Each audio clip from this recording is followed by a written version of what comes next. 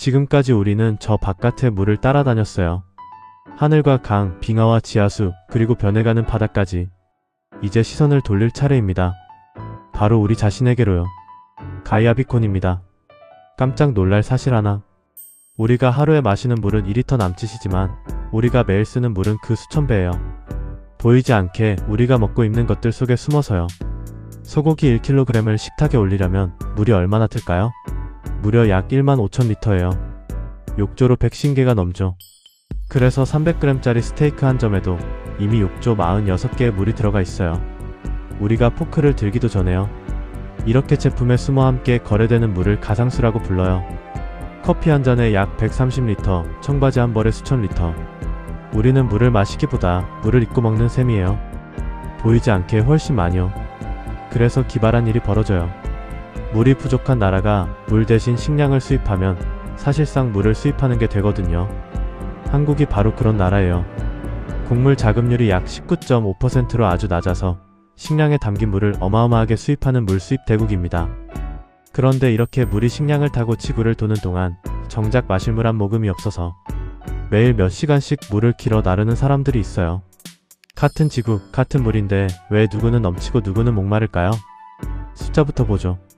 전 세계에서 안전한 물을 못 쓰는 사람이 약 22억 명, 안전한 위생시설이 없는 사람은 약 34억 명이에요. 지구 인구의 4명 중 1명꼴이죠. 우리에겐 너무 당연한, 틀면 나오는 물이 누군가에겐 평생의 소원입니다. 물이 멀면 누군가는 그 물을 길어와야 해요. 그리고 그 일은 대부분 여성과 여자아이에게 돌아갑니다. 전 세계 여성과 여아가 물을 깃는데 쓰는 시간을 모두 합치면 하루에 약 2억 시간이에요. 물통의 무게에는 그 아이가 학교에 갈 수 있었던 시간까지 함께 담겨 있는 거죠. 그럼 이건 가난한 나라만의 일일까요? 아니에요.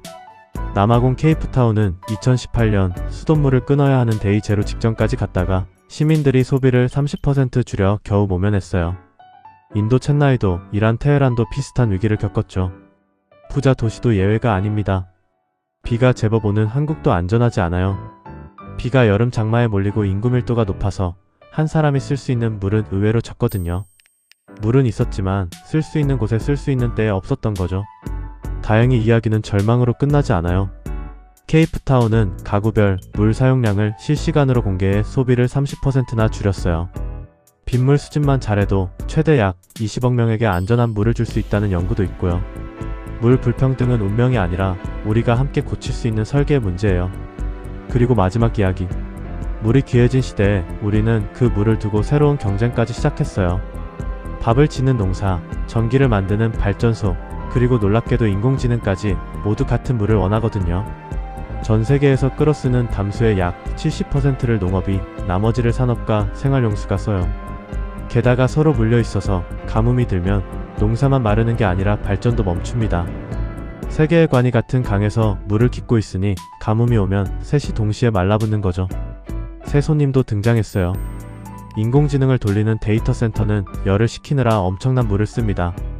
구글의 데이터 센터는 2024년 한 해에만 약 307억 리터의 물을 소비했고 3년 만에 거의 2배로 늘었어요. 생각하는 기계가 물 마시는 기계가 된 거죠. 다만 조심할 게 있어요. 한동안 인공지능 대화 한 번에 물 500ml라는 말이 돌았는데 이건 잘못된 단순화예요. 실제로는 모델과 냉각 방식, 지역에 따라 수십 배씩 달라지거든요. 컵주기용 숫자는 우리 매체가 가장 경계하는 거예요. 이 얽힌 매듭을 푸는 열쇠는 하나예요. 바로 재는 것 측정입니다.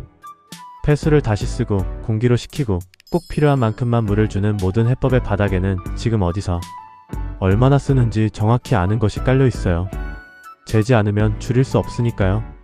9편을 달려왔어요. 물 한 방울이 공룡을 거쳐 내 컵까지 온 경위부터 흔들리는 위기 그리고 누구의 물인가까지. 그 긴 이야기가 가리키는 건 하나예요. 물은 새로 만들 수 없고 사라지지도 않으며 우리 모두가 같은 물을 돌려 쓴다는 것.